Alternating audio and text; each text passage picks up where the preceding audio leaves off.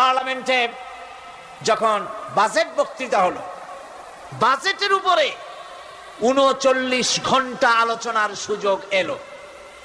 আমি দেখলাম প্রত্যেকেই আলোচনার সময় বলছেন, আমি স্মরণ করছি সহস্র বছরের অমুক, শ্রেষ্ঠ অমুক, আমার নেতা অমুক, এভাবে বলছে। প্রত্যেকেই দাঁড়িয়ে বলছে আমি স্মরণ করি অমুক আর তমুক। আমি খুব চিন্তায় পড়ে গেলাম, আহারে, পৃথিবীর দ্বিতীয় বৃহত্তম মুসলিম দেশ, আমার আল্লাহর নাম উঠছে না।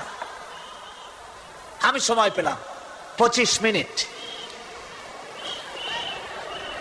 তথ্য মন্ত্রণালয়ের কলিজা তো পুঁটি মাছের মতো বড়, সেই জন্য আমার বক্তব্য তারা দেয় নাই।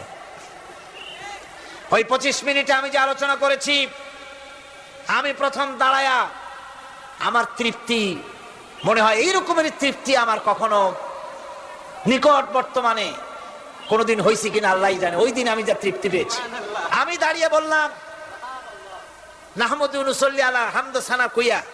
তারপরে বললাম আমি স্মরণ করছি হৃদয়ের সবটুকুন আবেগ উজাড় করে, জীবনের সব শ্রদ্ধা একত্রিত করে আমি স্মরণ করছি। যখন বলছি দেখি দুই দিকের মানুষ হতচকিত হয়েছে, কার নাম কই। আমি বললাম আমি স্মরণ করছি বিশাল ওই আকাশের মালিক, বিস্তীর্ণ এই জমিনের মালিক, কুল কায়নাতের মালিক আমার আল্লাহ রাব্বুল আলামিনকে স্মরণ করছি।